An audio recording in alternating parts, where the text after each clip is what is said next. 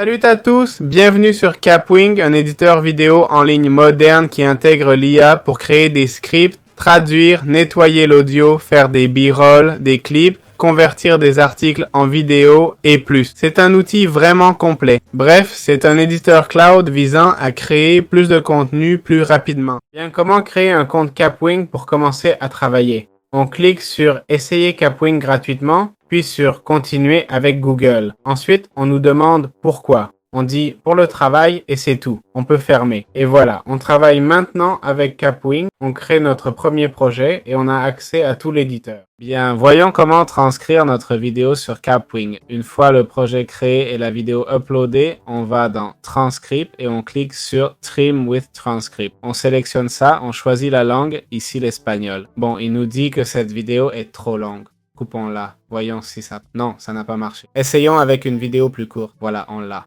Alors, on va cliquer sur... Voyons si je trouve l'outil. Ah, le voilà. Cliquons sur Générer, Generate Transcript. Voyons où apparaît la transcription. J'ai 9 minutes d'essai. Voyons le résultat. Et voilà, on a la transcription. Salut à tous. Bienvenue sur Capwing.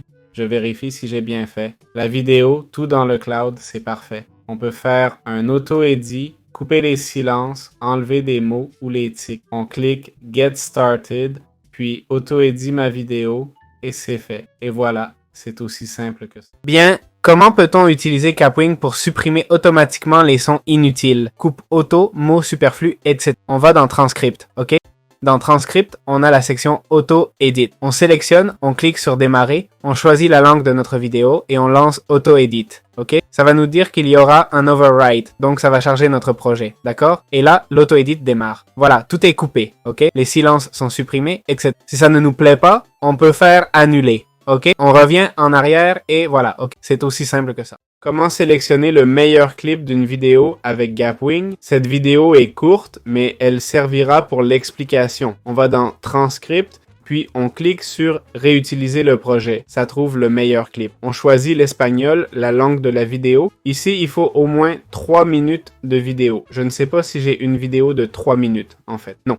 Et si je mets la même vidéo 3 fois, je sais que ça ne marchera pas, mais bon, on va chercher une vidéo de 3 minutes. Voilà, avec plus de 3 minutes, ça nous le permet. On peut choisir la durée du clip et tout. S'il y a un sujet, on clique sur Générer des clips. D'accord? C'est aussi simple que ça. Comment ajouter des sous-titres auto avec Capwing? En gros, on upload une vidéo, on va dans Sous-titres et on clique sur Auto Subtitle. On choisit la langue voulue, une autre pour traduire ou No Translation. Si on ne veut pas, on clique sur Auto Subtitle et voilà, c'est fait. Après, on peut modifier les sous-titres à droite sans trop se prendre la tête. Comment doubler une vidéo avec Capwing? En gros, une fois notre projet créé, on va dans Sous-titres, puis dans Doubler la vidéo, où on voit l'option Traduire l'audio et les sous-titres. On sélectionne ça, choisit l'espagnol comme langue source et l'anglais comme cible. Ça nous permet de doubler avec notre voix ou d'utiliser une voix préenregistrée. On clique sur Doubler la vidéo et ça indique que ça prendra environ 12 minutes pour une vidéo de 48 secondes, donc ça va être long, mais c'est comme ça qu'on peut le faire. Comment passer du texte à la voix dans Capwing sans commenter nous-mêmes, mais en laissant l'IA le faire? En gros, on va dans un projet, une fois créé, on va dans la section Voix IA. Ici, on peut choisir le rôle avec la langue qu'on cherche et le genre. Par exemple, masculin, on choisit la voix, on peut l'écouter si on veut. On peut même avoir un avatar si on le souhaite, on le sélectionne. Ensuite, on écrit ce qu'on veut faire dire, n'est-ce pas? On clique Ajouter une couche et ça va le convertir en audio avec des sous-titres. Maintenant, passons à... Voyons si on entend fast, fash, jatsk, faitas, busy. Bien sûr, c'est du charabia, mais vous voyez, voilà, c'est aussi simple que ça. Comment cloner notre voix avec Capwing? En gros, ça permet d'utiliser notre voix sans parler. Pour ça, on va dans la section Voix IA de Capwing. Après avoir créé un projet, on va dans Voix et on clique sur Créer un clone. Ici, on voit l'option pour passer à la version premium. Une fois upgradé, on peut cloner sa voix avec un court enregistrement. Voilà, c'est comme ça qu'on clone sa voix pour du texte-parole ou autre, c'est tout simple. Comment générer des vidéos IA dans Capwing? Dans la section gauche du projet, cherchez Vidéo. Là, vous trouverez AI vidéo. Vous verrez des options pour vidéo, images, etc. On peut générer vidéo et images. Cliquez sur AI vidéo et entrez ce que vous voulez créer. Disons qu'on veut générer une scène. Dragon volant, voyons le résultat. Je vais plutôt mettre dragon volant, on verra. Ça nous montre la structure à suivre. Style, anime. Caméra, aérienne. Objet. Dragon, action, voler, lieu, forêt. On clique générer scène, ça demande le plan de paiement. Voilà comment utiliser cet outil. Comment générer des images IA dans Kapwing? Dans cet éditeur vidéo, on va simplement, après avoir ajouté le projet, à gauche, on va dans Images, puis Images IA. Ici, ils expliquent brièvement ce qu'on peut faire. D'abord le style, l'objet ou personnage, l'action et l'environnement. OK. Il nous propose un petit tutoriel. On peut tester un exemple, choisir des options et générer l'image. C'est payant, je crois, version pro, mais ça montre ce qu'on peut faire. Pas haute qualité, modèle inconnu, sûrement pas le leur. Je ne pense pas, sinon il l'aurait vanté partout. Ce n'est pas top, mais ça génère ce qu'on demande. Voilà comment créer des images avec l'IA. Bien. Voyons comment utiliser l'éditeur Kapwing en 5 minutes rapidement. Au-delà des outils IA innovants, transcription, sous-titres, voix, etc. On a les fonctions habituelles.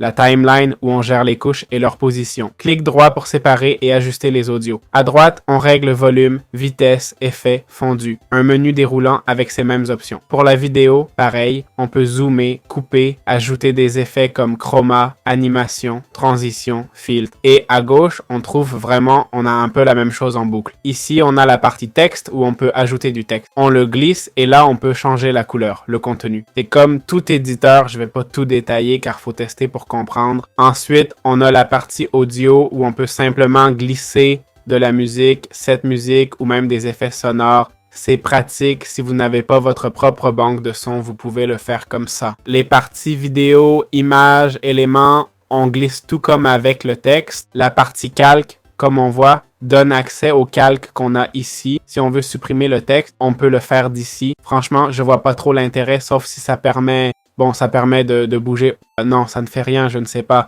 Cette section est lente. Ah, pour les cacher, c'est bien. D'accord, pour masquer les calques, c'est tout en... Ce cadenas empêche de l'effacer pour le fixer. Ensuite, les transitions entre vidéos. Si une vidéo est coupée, il faut couper avec quelle touche faut-il couper? Split avec S, couper avec S, puis mettez une transition entre. Eh bien, c'est la transition, d'accord? Puis les modèles, des configs prêtes qu'on peut modifier. Il y a la section plugins, c'est intéressant, où on peut intégrer des outils externes comme Giphy qui donnent accès à plein de GIFs qu'on peut ajouter à notre vidéo. Pexels nous offre des images de stock qu'on peut utiliser commercialement dans nos vidéos, images comme vidéo. Pixabay, c'est plus ou moins pareil que Pexels. Puis on a la section Aide avec des FAQ en cas de doute et la partie ressources. Et enfin, on a la section de... Bon, ici, on a des emojis, formes et effets sonores similaires aux éléments. Il y a aussi la partie enregistrement pour la voix, la caméra, l'écran ou les deux à la fois. Tout ça est déjà intégré. On voit que beaucoup d'éditeurs vidéo ont tout ça intégré dans leur logiciel. Voilà, c'est aussi simple que ça. C'est comme ça que l'éditeur marche, expliqué vite fait pour avoir un aperçu de chaque chose. Et c'est vraiment facile. Comment exporter un projet Kapwing? En gros, on clique sur exporter le projet une fois terminé. On choisit le format MP4, GIF, PNG ou MP3. Si on ne veut pas un format vidéo, pour une meilleure résolution, il faut l'abonnement premium. Plus la compression est élevée, plus le fichier final est lourd et bien sûr de meilleure qualité. On clique sur Exporter et voilà notre projet exporté. Très bien, on va maintenant voir les plans de paiement de Kapwing. On clique simplement sur Mettre à niveau sur ce bouton jaune. Ok, jetons un coup d'œil à ce qu'il propose. Un membre il y a jusqu'à 200 membres, mais qui va utiliser Kapwing avec autant de gens? Mettons 1. Mensuellement, ça fait 24 $ par mois pour un membre. On peut exporter sans filigrane, donc sans marque, télécharger des fichiers jusqu'à 6 Go, stocker et éditer des projets sans limite. Oui, manquerait plus qu'il les limite. Ça augmente les limites de transcription, projet jusqu'à 2 heures. Exporter en 4K et ça permet d'utiliser les outils d'IA générative. Pour 24 $ par mois, ça n'apporte pas tant que ça, non? Je pense que c'est un prix excessif. Il pourrait facturer la moitié, je crois. Non, sérieusement.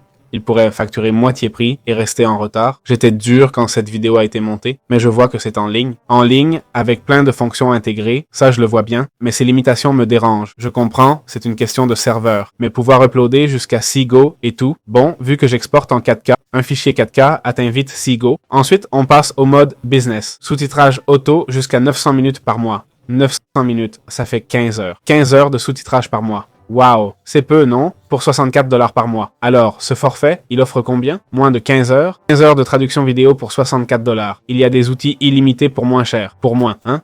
Pour 10 balles par mois. Ou 10 ou 20, un truc comme ça. 10 ou 20, d'accord? Pour 10 ou 20 euros, c'est illimité. Et pas que 15 heures, hein? Parce que bien sûr, vous me direz non. Je ne vais pas passer 15 heures à doubler en anglais. Oui, mais si tu dois doubler en 40 langues. Les 15 heures, je les ai faites en une après-midi. Littéralement, ok? Bon, c'est un éditeur en développement, d'accord? Je pense que l'éditeur marche bien, ça je dois le dire. C'est intuitif en plus. Aucun outil ne me manque. Bon, je suis monteur vidéo. Évidemment, des outils me manquent, bien sûr. Mais c'est un éditeur très basique, donc on en revient au même. C'est basique, l'IA aussi est basique, je trouve ça un peu cher. Mais tout est centralisé, pas besoin de changer de plateforme. C'est une décision personnelle à prendre. Ça dépend de l'usage voulu, non? Si tu veux cet éditeur pour doubler. Mieux vaut une plateforme de doublage, non? Par exemple. Voilà, c'est tout pour cette review. Ma conclusion, c'est un bon éditeur. Je ne le paierai pas. Je n'aime pas payer 24 $ par mois. Pour moins cher, peut-être. Et voilà. J'espère que ça vous a plu. À bientôt dans d'autres vidéos.